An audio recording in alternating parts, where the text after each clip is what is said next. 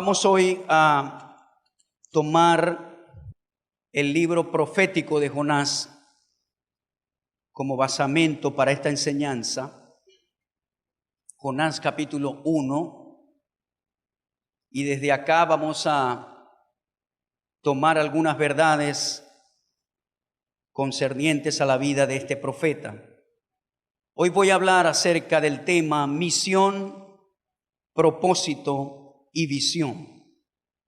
Tres conceptos que se enlazan entre sí y que al conocerlos bíblicamente nos van a dar una claridad de la razón por la cual nacimos en este mundo y la razón por la cual nacimos en el mundo espiritual. Nacemos una vez físicamente, pero también hay un nuevo nacimiento en el espíritu, según Juan capítulo 3. Jesús le dice a Nicodemo: si no naces en el espíritu, no puedes entrar en el reino de Dios. Ahora, el asunto no es nacer. El asunto es conocer por qué nací. El asunto no se trata de ser salvo solamente. El asunto es saber por qué fui salvo, para qué nací en el Espíritu, por qué fui injertado en el cuerpo de Cristo, para qué, por qué razón. No podemos arriesgarnos a vivir una vida miserable en este mundo sin saber por qué nacimos, sin saber por qué estamos aquí, sin saber por qué vivimos cada día. Y este mensaje se trata de aclarar esa misión, ese propósito y esa visión. Y vamos a tomar la vida del profeta Jonás. Es impresionante cuando usted estudia este libro de los profetas menores, es considerado como un profeta menor. Solamente tiene 4 cortos capítulos, pero verdades impresionantes.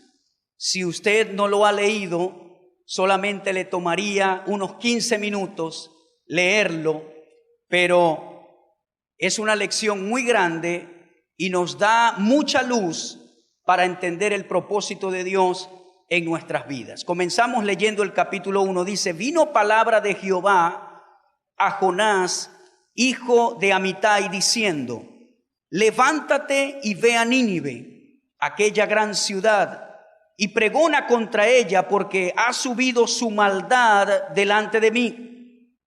Y Jonás se levantó para huir de la presencia de Jehová a Tarsis.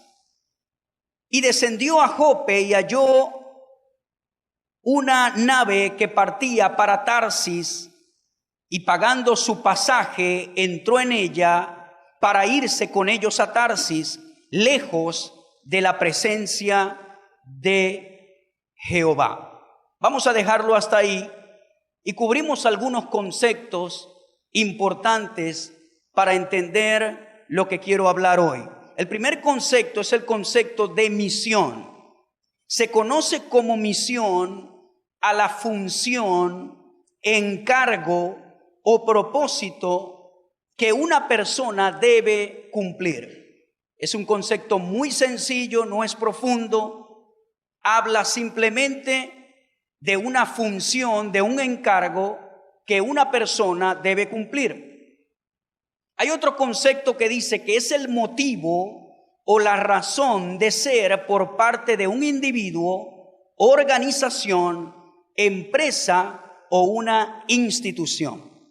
Es decir, la misión no solamente tiene que ver con la función que la persona debe cumplir, sino que habla del motivo, de la razón que un individuo debe conocer en su vida. La misión es importante llevarla a cabo y saber para qué estoy aquí en la tierra. Este concepto nos va a responder la pregunta: ¿para qué? ¿Por qué yo estoy aquí en la tierra? ¿Qué debo hacer como individuo, como hijo de Dios, como cristiano? ¿Cuál es mi misión en este mundo, mientras estoy viviendo los años que Dios me ha dado, ¿en qué los voy a gastar? ¿En qué los voy a invertir? ¿Qué voy a hacer en ese tiempo? Hay personas que no tienen propósito en la vida. En estos días, mi esposa y yo estábamos viendo en la casa la vida de un psicópata llamado Charles Manson, que hizo que una comunidad de jóvenes en los años 60 hiciera cosas locas y asesinara a una pareja y a otras personas en Hollywood, y hacía cosas, influenciaba a esos jóvenes a hacer cosas para él que eran muy terribles. Pero a Charles Manson y a algunos de su secta los atraparon, y Charles Manson y los demás pasaron el resto de su vida en prisión. Y yo le decía a mi esposa, qué vida tan vacía, qué vida sin propósito, sin misión. Y así hay muchas personas ahora mismo, están en prisión, están en la cárcel por una decisión que tomaron, por una locura, y los atraparon y ahora están cumpliendo cadena perpetua en esos países donde existe la cadena perpetua, y nunca más saldrán de prisión por lo que hicieron, por una decisión tonta que tomaron. Una vida sin propósito. Pero cuando nosotros conocemos la misión de Dios en nuestra vida, entonces este concepto de misión me llevará a conocer el propósito de Dios en mi vida. Y cuando definimos propósito, se trata del objetivo que se pretende alcanzar. Cuando yo digo yo tengo un propósito, entonces automáticamente estoy diciendo yo tengo un objetivo que pretendo alcanzar. Este término indica la finalidad, la meta de una acción o de un objeto.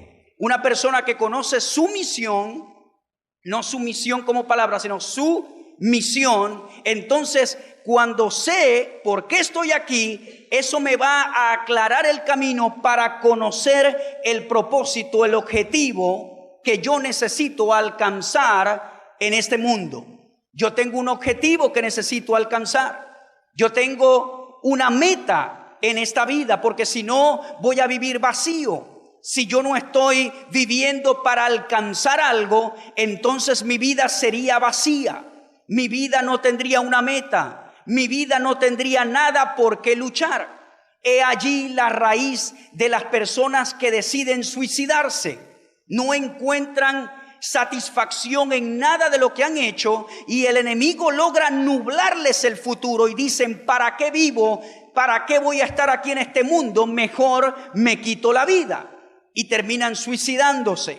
Las personas que se quitan la vida dicen, ¿para qué voy a seguir viviendo con este sentimiento de culpa? ¿Para qué voy a seguir viviendo con este pánico, con este temor? ¿Para qué voy a seguir viviendo de manera miserable?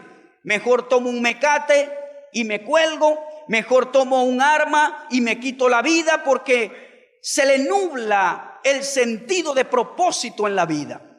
Cuando una persona pierde propósito, entonces cae en arenas peligrosas para las tinieblas, porque allí entonces la persona dice, ¿para qué estoy yo acá? No veo nada productivo, no he hecho nada bueno, y la persona termina quitándose la vida. Ahora, ya conocemos estos dos conceptos, pero hay uno, el tercero, es muy importante también, y es la palabra visión. La visión indica la imagen que se desea alcanzar a largo plazo, sobre cómo espera el individuo o la organización que sea su futuro. Tú no puedes tener visión si no tienes propósito y si no conoces tu misión. Es algo inalcanzable que tú digas, yo tengo visión, pero no conozco mi propósito. Por eso dije al inicio que estos conceptos se entrelazan entre sí. Porque al conocer la misión, tú vas a conocer tu propósito. Y al tener un propósito, entonces tú vas a tener una visión. No es lo mismo tener vista que tener visión. Hay personas que tienen vista, pero no tienen visión. Hay gente que puede ver, la vista te permite ver lo físico, pero la visión te permite ver lo que no se puede captar en imágenes físicas. La visión es lo que alguien puede ver a futuro sin que no esté allí en el momento. Usted puede ser una persona, nosotros vemos un programa que se llama Hermanos a la Obra, que son un contratista y un agente de bienes y raíces, y ellos arreglan y venden casas y buscan clientes, etcétera. Y cuando ellos van a ver las casas, algunos clientes, cuando se les muestra la casa, ellos dicen: uy, esto sí está feo, este piso está muy feo, este techo está muy horrible. Y el agente de bienes y raíces dice: sí, pero esta casa tiene mucho potencial. Ese es su dicho, tiene mucho potencial.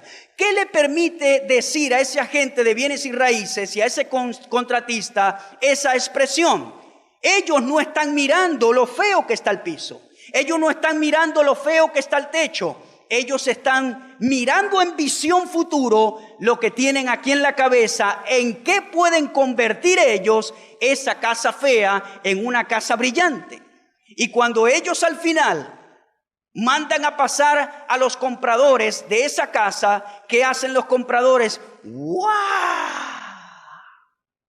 Pero esa hermosura no nació en ese momento cuando ellos lo vieron. Esa hermosura nació en la cabeza del constructor cuando la vio primero. Eso se llama visión. Si yo le muestro las fotografías de este lugar donde usted está sentado, usted sale corriendo. Habían palomas en el techo, popó de paloma en el piso, grasa. Aquí había un agujero grande con mucha basura, bloque de respiradero, todo feo. Pero cuando entramos aquí, teníamos visión y dijimos: este es el lugar para poder congregarnos. La vista te permite ver lo que tienes allí en el frente en el momento, pero la visión te permite ver en el futuro las cosas como Dios quiere que las veas. Pero la visión viene como resultado del propósito, y el propósito viene como resultado de conocer por qué estoy aquí en esta tierra. Dicen algunas estadísticas que el 90% de las personas que nacen en este mundo se van sin nunca saber por qué nacieron en esta tierra. Solo el 10% saben por qué nacieron. Yo oro al Señor que usted sea uno de esos 10%. ¿Sabe por qué usted puede saber su propósito, su misión y tener una visión de la vida? ¿Sabe por qué? Porque el que la sostiene en su mano es tu papá, es Dios. Y cuando tú vas a la oración, cuando tú entras en oración, Él te puede revelar lo que Él tiene para tu vida. ¿Por qué la mayoría de las personas no conoce por qué están en este mundo? No tienen una misión, no tienen un propósito. ¿Sabe por qué? Aunque sean hijos de Dios, porque no tienen comunión con su papá. Y el único que muestra la misión, el propósito y la visión, el que te puede expandir la visión, se llama el Espíritu Santo. Él te dice en oración: Harvey, no hagas esto, no te conviene. Él me dice en oración: Harvey, si haces esto sí te conviene. Es parte de lo que está enmarcado en mi propósito para tu vida. Ahora vamos a hablar un poquito de Jonás, teniendo en mente estos tres conceptos. Número uno, el Señor le habla a Jonás y le dice: levántate y ve a Nínive. Y Jonás se levanta, pero para huir de la presencia de Dios.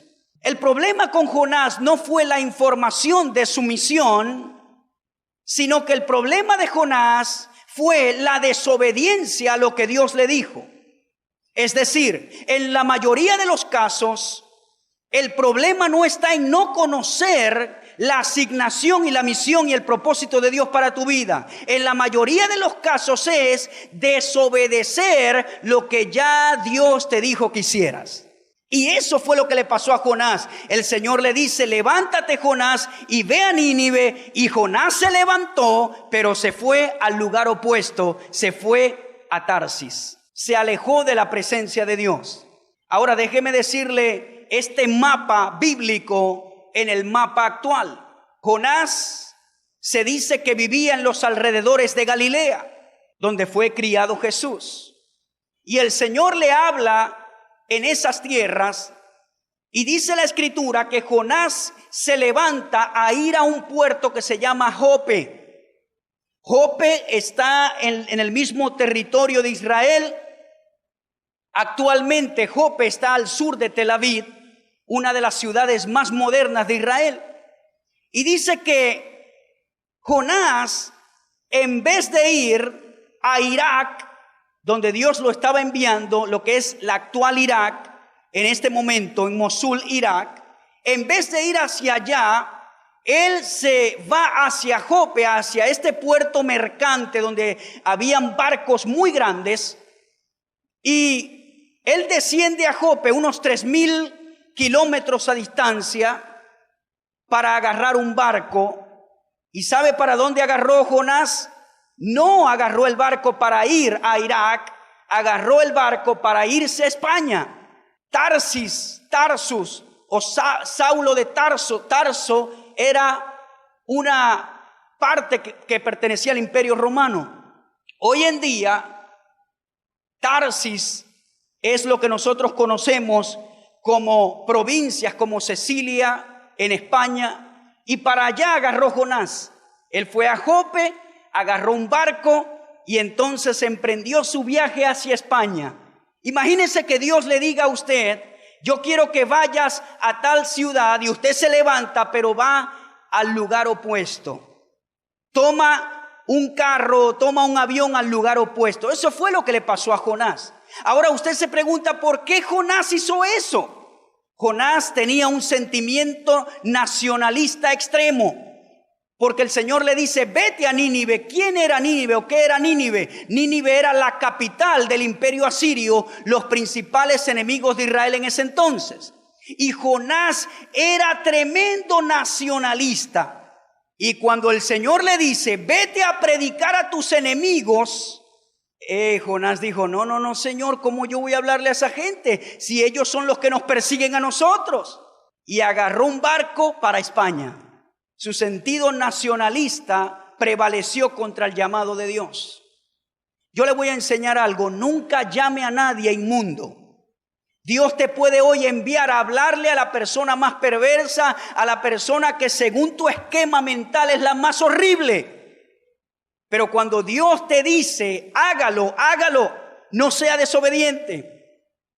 Y Jonás tenía una razón. Jonás dijo: no, Señor, yo no le voy a predicar a esa gente, porque yo sé que si les predico, tú eres misericordioso y los vas a perdonar. Yo te conozco. Yo sé que si voy para Nínive, entonces tú los vas a perdonar, porque tu misericordia prevalece sobre el juicio. Y tú los vas a perdonar. Y entonces agarró y se fue para España. A veces nos pasa eso. Recuerdo uno de mis mentores. Yo estaba muy joven, 19 años, y comencé a trabajar con este hombre de Dios misionero.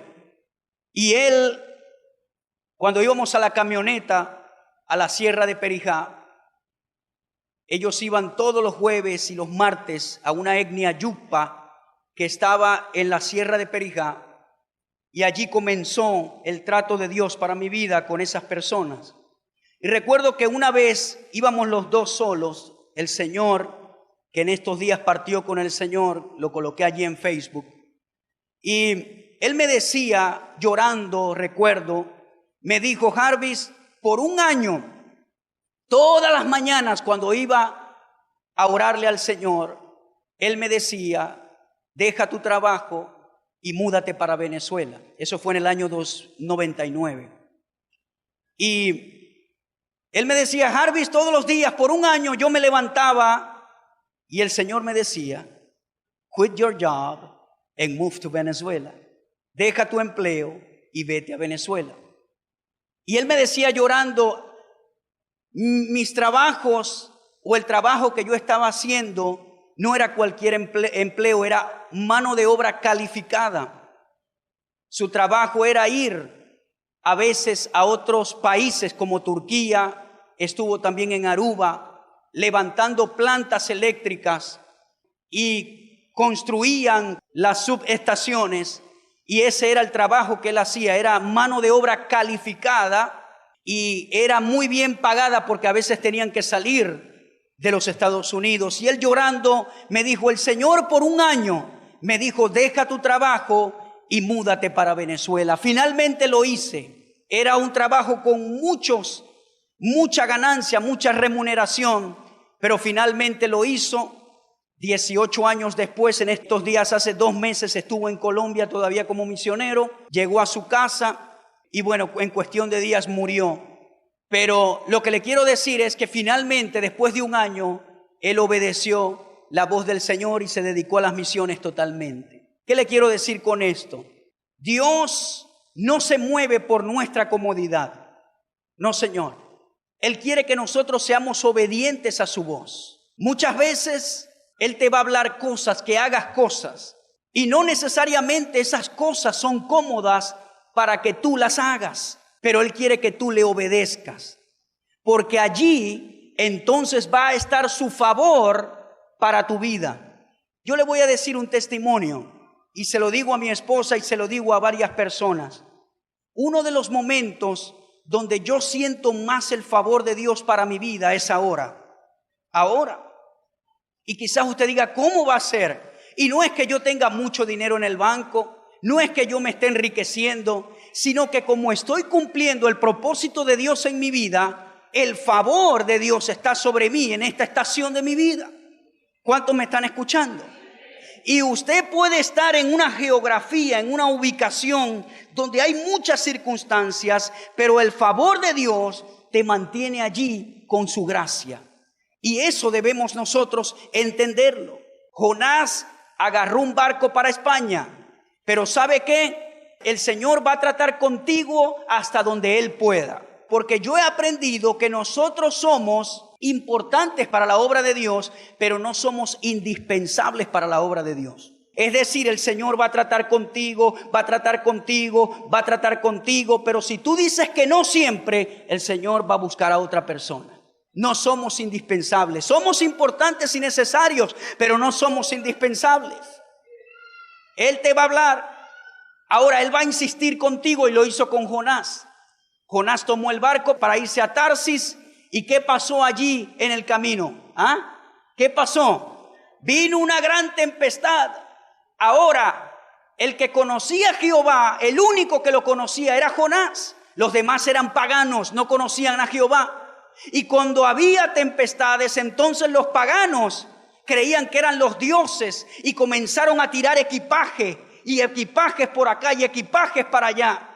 Y entonces Jonás conoció a Dios y dijo, esto está pasando porque yo estoy montado en ese barco. Ahora voy a hacer un paréntesis para decirle esto. Cuando usted se sale del propósito de Dios, no solo te afectas a ti mismo, afectas a tu entorno, a tu alrededor, a tu familia, donde estés. Hay gente que cree que puede decir, yo voy a alejarme del propósito de Dios, pero yo solamente soy el que voy a sufrir. No. Sufre tu familia, sufre tu entorno, sufre el que está a tu lado, tus generaciones. Y entonces se levantó una gran tempestad y Jonás finalmente le dijo a esas personas, esto está pasando porque yo vengo huyendo de la presencia de Dios, láncenme al mar. ¿Usted vio alguna vez una comiquita hace años que se llamaba Droopy el perrito? Creo que Joe era el que huía de Droopy y Joe se escondía en el mar y de repente allí detrás de una roca Droopy le decía, hola Joe, ¿se acuerdan? Y se iba corriendo a una montaña y ahí estaba Droopy, hola Joe. Eso era lo que estaba pasando con Jonás. Jonás creía que agarrando un barco hacia España iba a alejarse de la presencia de Dios, pero el problema es que el propósito de Dios, tú no lo puedes dejar a un lado, irte y escaparte de él. El propósito de Dios se va contigo. Dios es omnipresente y hacia donde tú huyas, cuando tú vayas a hablar con Él, entonces Él te va a decir inmediatamente lo que te ha pedido. Me voy a una iglesia donde no me conocen, me voy allá donde no saben de mi vida. Y el predicador toma el micrófono y comienza a hablar. Y usted dice, pero bueno, ¿por qué dice eso si él no conoce mi vida? Ahí el Señor te está diciendo, hola Joe. No me gusta esa iglesia, me voy a otra donde no me conozcan. Seguro que a ese pastor le dijeron mi caso. No, Señor. El Señor conoce cuántos cabellos hay en tu cabeza. No es que conoce la cantidad, sino Él sabe cuál es el número 1, el número 2, el número 3, el número 4. Los tiene todos contados. Te conoce así de bien. Y entonces a Jonás lo lanzan en el mar y aparece un gran pez, dice la Escritura, y se traga a Jonás.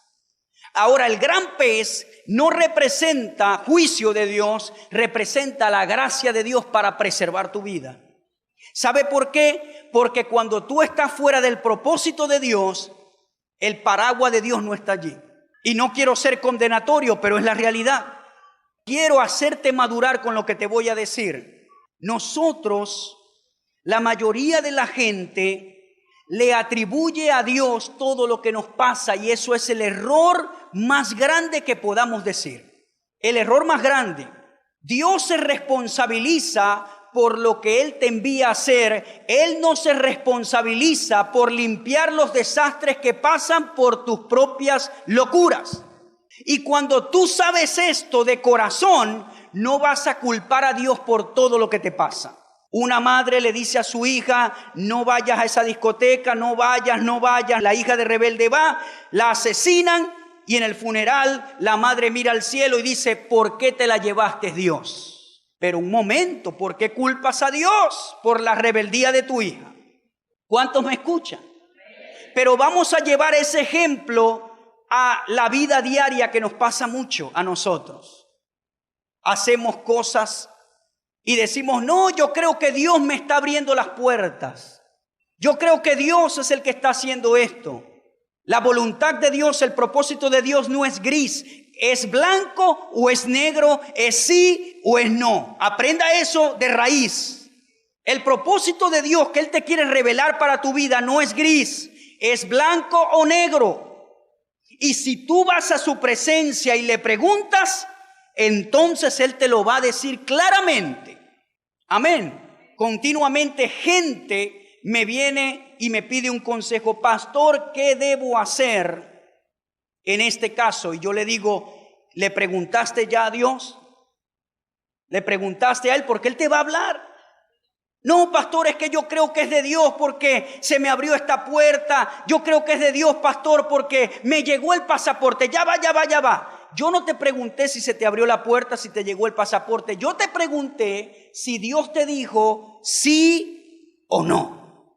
No, pastor, lo que pasa es que alguien me dijo que allá yo tengo trabajo. Sí, pastor, eso es. Ya va. Yo no te pregunté eso. Te pregunté si Dios te dijo sí o no. Ah, pastor, eso no lo he hecho. Hay otros que me han dicho: no, pastor, yo ni siquiera le he preguntado a Dios. Lo que quiero es dejar el pelero. Así me han dicho. ¿En verdad?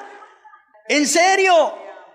En serio, por la presión que hemos vivido. Hay creyentes que yo le he preguntado: ¿le preguntaste al Señor? Porque yo no estoy en contra de las decisiones privadas de la gente. Si usted mañana se me acerca y me dice: pastor, Dios me dijo que hiciera esto, yo lo respeto porque es su comunión con Dios.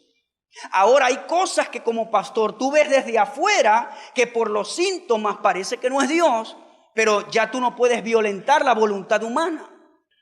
Pero hay gente que me ha dicho así, hermano, sin pena, me ha dicho: hermano, yo no le pregunté nada a Dios, yo ya no aguanto esto. Y entonces a los 2 meses vienen: ay, yo creo que Dios, no, ni Dios, ni lo menciones ahí porque tú me dijiste que no le preguntaste. ¿Me escucha, hermano querido? Ahora, cuando Dios te da la luz verde, hermano, ahí no importa lo que digan los demás. Dios dice que sí, es un sí. Dios dice que no, es un no. Pero la voluntad de Dios no es gris. Él no se va a responsabilizar por lo que no está enmarcado en tu propósito. Yo cometí errores en la vida, he cometido antes de estar en el ministerio, porque yo le huí al ministerio. Yo no quería estar en el pastorado porque sabía, desde niño supe la responsabilidad que era. Y yo le corría y abría este negocio por aquí y a los 6 meses salía quebrado. Y abría este otro negocio por aquí y a los 6 meses salía quebrado. Y el Señor me decía: yo no tengo ese propósito para ti. Y así hasta por aquí y nada me salía bien.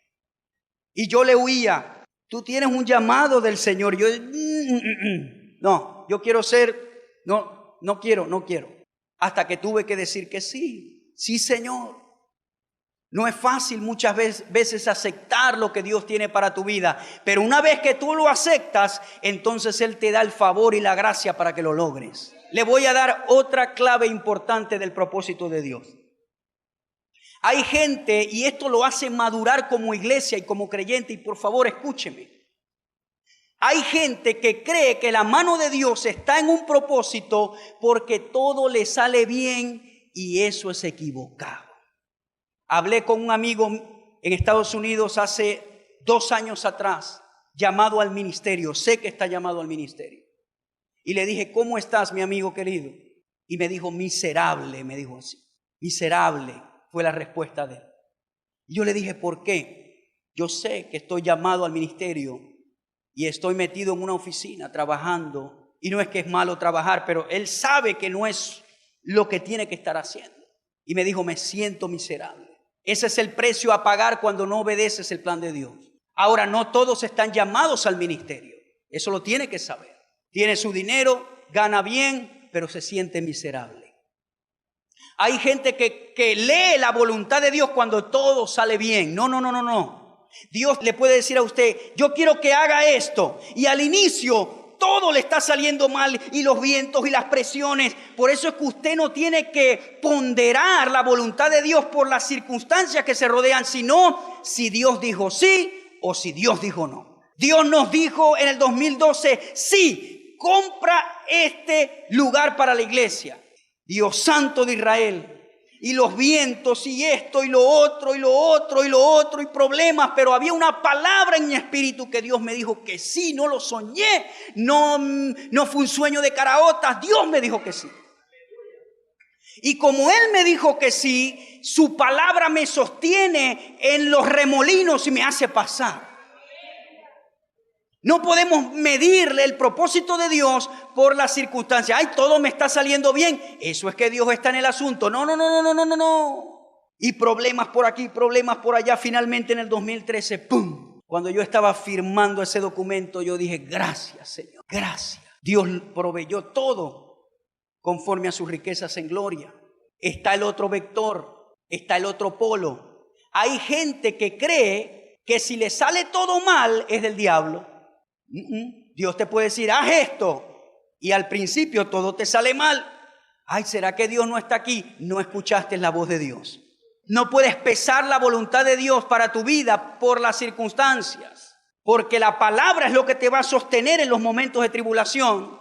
Y si todo te sale bien y Dios te habló, gloria a Dios, porque llega un momento que aunque todo esté turbio, el favor de Dios hace que se abran las puertas como si nada. Cuando nosotros hicimos el negocio de estas instalaciones, un empresario me dijo, yo ni loco hubiese hecho eso, lo que tú hiciste. Y yo todavía debía mucho dinero y decía, Señor, ayúdame. Pero en medio de las tribulaciones, Dios te da el favor para pasar en claro y para que su voluntad sea hecha. Entonces, no mida su propósito por cómo le salen las cosas. Lo que te va a sostener es la palabra que Él te habló. Ahora, si Él te dijo que no y tú de testarudo le metes la cabeza a la pared, Él no se responsabiliza si se te rompe la cabeza. Cuando se te rompa la cabeza, no le digas, Señor, yo soy tu hijo, tú eres malo conmigo. No. ¿Qué hizo Jonás en el gran pez? ¿Qué hizo? Clamó al Señor. Me has mantenido con vida, Señor. He ido al Seol. Se arrepintió. Él no le dijo, Señor, tú sí eres malo, ¿por qué estaba este gran pez? No, él sabía que estaba huyendo de la presencia de Dios. ¿Me entiende? ¿A qué Dios te ha llamado? Te pregunto. No necesariamente tiene que ser al ministerio. Abraham era un ganadero y Dios lo usó para traer la simiente divina. Jacob era un pastor de ovejas y Dios lo usó para seguir esa descendencia. José se convirtió en un gobernador de Egipto. Daniel se convirtió gobernador de Babilonia. ¿Desde qué plataforma Dios te puede usar? Pero yo te pido en esta mañana, encuentra tu propósito en la vida, no le huyas, porque entonces vas a ser el ser más miserable que existe. Puedes tener todas las riquezas del mundo, puedes estar ganando mucho dinero, pero como no estás haciendo lo que Dios quiere, entonces te vas a sentir miserable. Amén.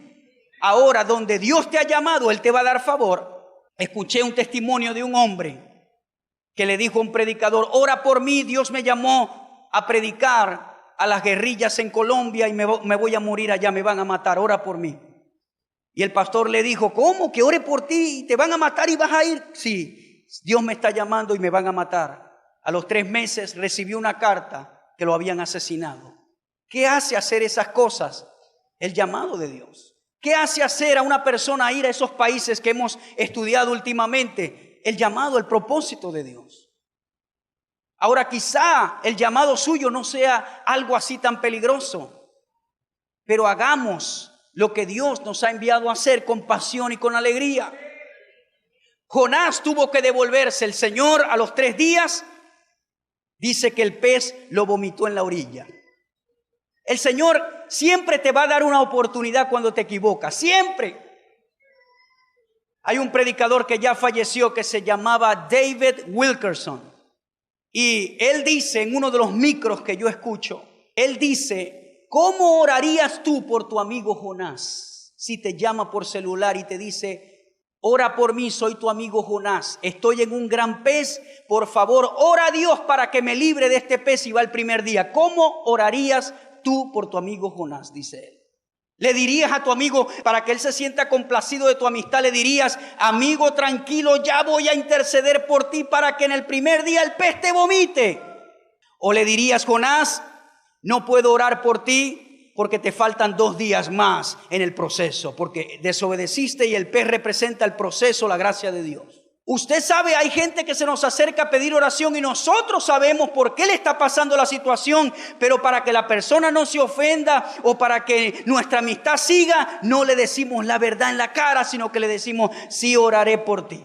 Pastor, ore que a mi hijo lo metieron en prisión por andar robando. Ore para que el Señor tenga misericordia y lo saquen mañana. ¿Qué oraría usted por ese caso? Le diría: sí, ya voy a orar para que mañana el juez lo deje salir y seguir delinquiendo y matando gente. O diría: oraré por su bienestar y para que conozca a Cristo y cuando sea el momento él saldrá. Tenemos que aprender a decir la verdad. No se trata de complacer al otro, no, señor, de una burocracia. Se trata de decir la verdad.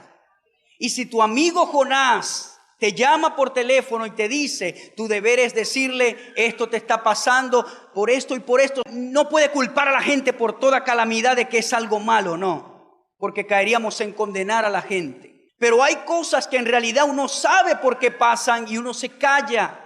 Y Jonás tenía que pasar su proceso de 3 días. No era 1 día y medio, no eran 2 días. Eran 3 días y Dios en su plan de redención lo diseñó 3, porque yo voy a usar el acontecimiento de Jonás para profetizar con Cristo descendiendo a las profundidades del abismo. Son 3 días, Jonás. No son 2, son 3. Por tu desobediencia son 3. Jonás clamó, lo vomitó el pez y Dios le dio una nueva oportunidad para ir a predicar a los de Nínive. Y dice la escritura que Jonás fue caminando por la ciudad. Dice que era una ciudad muy extensa, 4 kilómetros de camino. Y Jonás predicó: si no se arrepienten, Nínive será destruida. Y dice la escritura que todos se arrepintieron, hasta el rey se vistió de cilicio, mandó ayunar a hombres, animales, a niños, a todos. Esos paganos se arrepintieron todos. Y el Señor se arrepintió de lo que había dicho de Nínive y no la destruyó. Pero Jonás, en vez de salir danzando y diciendo: se arrepintieron, estos se arrepintieron, dice que se puso bravo Jonás. Se enojó Jonás y dijo: yo sabía que tú los ibas a perdonar. Yo sabía. Estos hijos del diablo y los perdonaste, Señor. Yo sabía, por eso es que me fui para España, por eso es que tomé un barco para allá. Yo sabía que los ibas a perdonar. Casi que no era ortodoxo Jonás en su nacionalismo, ¿verdad que sí? Afectó su llamado para predicarle a la gente. Y ellos se arrepintieron todos de su pecado. Y Jonás se enojó y se fue a un lugar donde había mucho sol y salió una enramada para darle sombra. Dios le dijo: Jonás, te voy a dar sombra porque yo proveo todo. Y Jonás se alegró cuando había sombra. Pero en el mismo día el Señor hizo que un gusano se comiera la enramada y se enojó nuevamente Jonás. Cuando las cosas están bien, usted alaba y salta y glorifica a Dios. Cuando están mal, esto no sirve, hermano. Esto está mal. Así era Jonás. Se enojó porque el gusano se comió la enramada. Y el Señor le dijo: Jonás, si tú no trabajaste para traer esa enramada, ¿por qué te enojaste cuando dejó de estar? ¿Por qué te enojas con este pueblo que tú no creaste, pero se arrepintieron? Y les preservé la vida. Tenemos que estar claros en el propósito de Dios. Si hay algo a que yo le tengo miedo, yo no le tengo miedo al hombre y al diablo, pero le tengo miedo a esto que voy a decir: a salirme del propósito de Dios. Yo no quiero ser miserable. No quiero ser miserable. No quiero sentirme miserable. Pregúntele al Señor. Pregúntele todo. Señor, quiero hacer este viaje, ¿me lo permites hacer? Háblele así a Dios para que vea que Él te va a comenzar a hablar así a ti. No le hable a Dios a oscuras. No le diga al Señor: Señor, si esa es mi esposa, que se pinte mañana el pelo de amarillo. No. Comiéncele a hablar a Dios a cara descubierta. Y dígale: Señor, si esa es mi esposa, háblame al corazón. ¿Sabe por qué nosotros le ponemos vellones a Dios? Porque nos da miedo que Él nos diga que no. Y preferimos hablarle a oscuridad para que si pasa ese vellón yo diga: ah, no, si es Dios. No, háblale a cara descubierta. Dile: Señor, esa es mi esposa. Ese es mi esposo con quien me voy a casar. Si no es, Señor, háblame al corazón. ¿Cuántos estamos dispuestos a hablarle así a Dios? No muchos, porque nos da miedo que nos diga que no. Y yo lo quiero hacer. Esto lo digo yo en otra cinta. Una vez unos pastores nos llamaron y nos dijeron: Pastor Harvey, hay una conferencia pastoral en Atlanta con los gastos pagos, con hoteles pagos, con tickets pagos, con todo pago. Vas, te anotas. Y yo dije: sí, me anoto. Y esa noche el Señor me dio un sueño. Yo no sueño mucho, pero cuando sé que es de Dios, Él me dice que es. El sueño es de Él. Y cuando sé que es de las tinieblas, también sé. Me levanto ese día soñé que tomé un avión y el avión perdió su curso. En el sueño veía la brújula dando vueltas. La agujita de la brújula dando vueltas. Y el avión salió de la cobertura del radar de la torre de control y aterrizó en una zona que era industrializada, y yo en el sueño me bajé del avión alarmado diciendo: ahora no nos encuentra la torre de control, ¿cómo nos vamos ahora de aquí? Y me desperté turbado y decía: Señor, ¿qué es esto? Y lo primero que el Señor me dijo fue: nunca más digas que sí sin consultarme primero. Eso para mí fue una pela, hermano. Yo dije: nunca, Señor, perdóname. Aunque estén los gastos pagos, aunque todo, siempre te voy a preguntar. Pero otro puede decir: no, esto es de Dios, los gastos pagos, esto, lo otro, comida, esto es de Dios. Ya yo le enseñé. Pregúntele a Dios a cara descubierta: ¿esta inversión de negocios es tuya, Señor? Sí, no. Y cuando Él te hable, obedézcale. Así le pongan presión, así le digan: los dividendos son altos, obedezca la voz del Espíritu Santo en el interior. Amén. Cuando usted aprende a ser dirigido por el Espíritu, entonces se va a librar de muchos problemas y se va a mantener enmarcado en el propósito de Dios.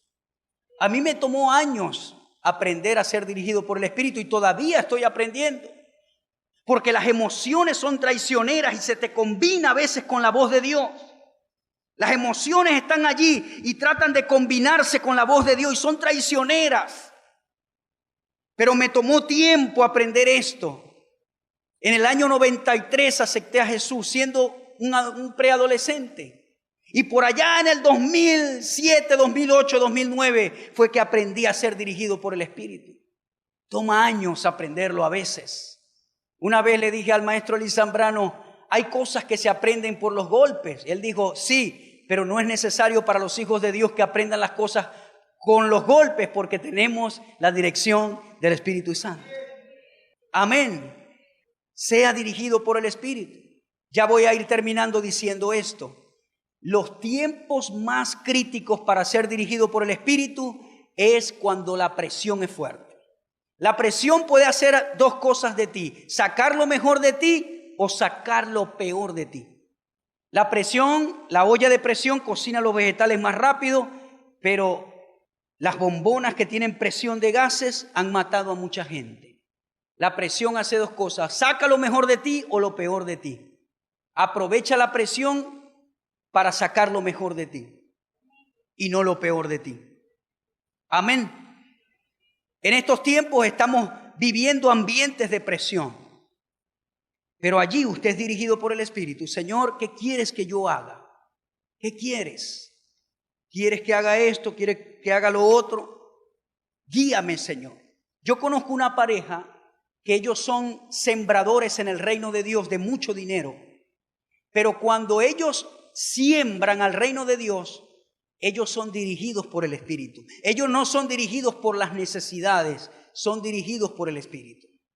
Y ellos oran al Señor, y si Dios le dice sí, cubren la necesidad. Si dice que no, no cubren la necesidad.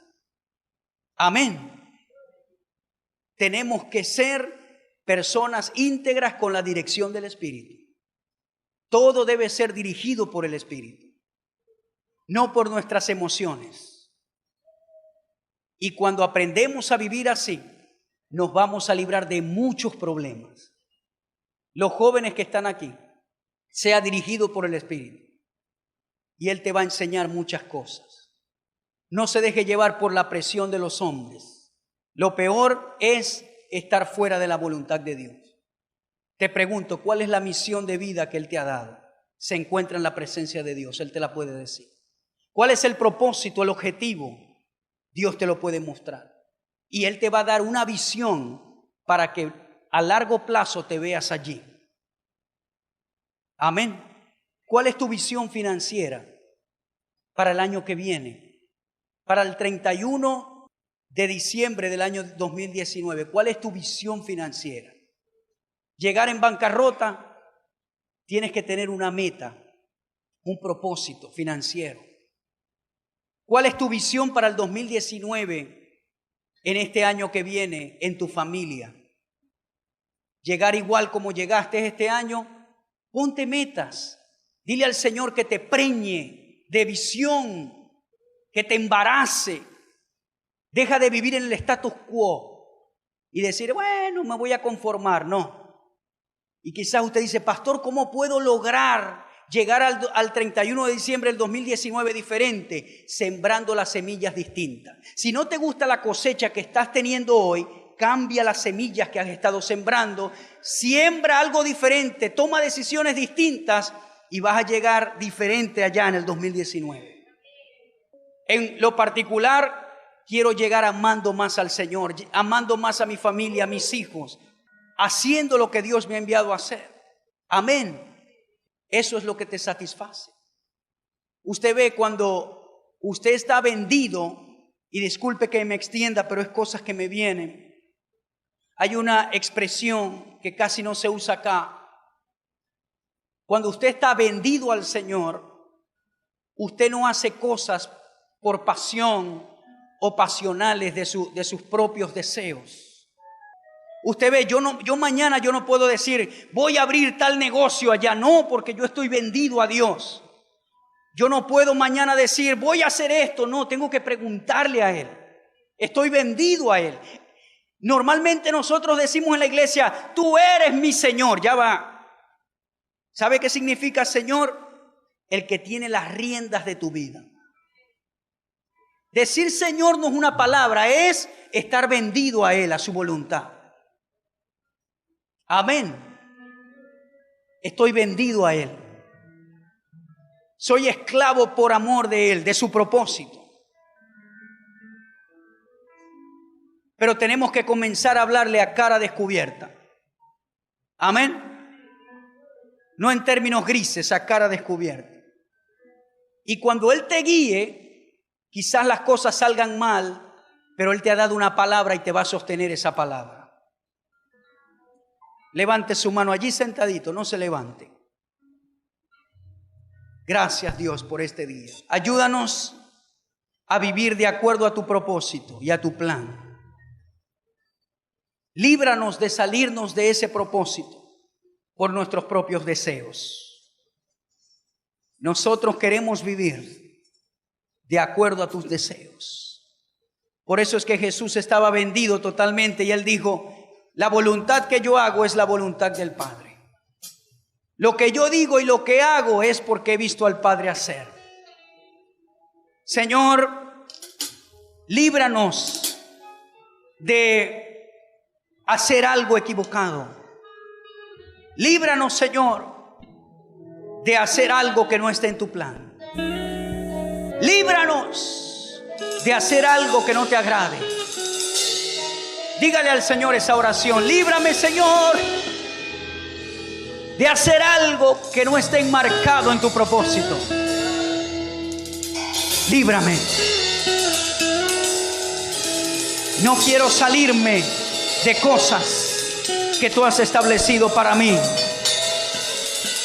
Quiero hacer tu voluntad, Señor. Quiero guiarme por la guianza de tu Espíritu. Ayúdame, Dios. Ayúdame. Ayúdanos como iglesia a ser guiados por tu Espíritu. Ayúdanos a ser guiados por tu Espíritu. Dios, yo te pido que todo lo que venga a hacer abortar el propósito y la visión que tú has colocado en nuestro corazón se vaya en el nombre de Jesús.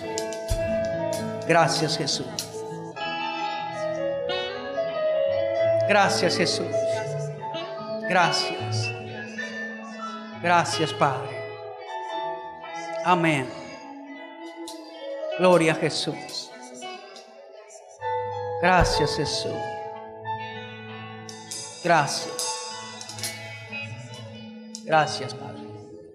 Gracias, Padre. Gracias, Jesús.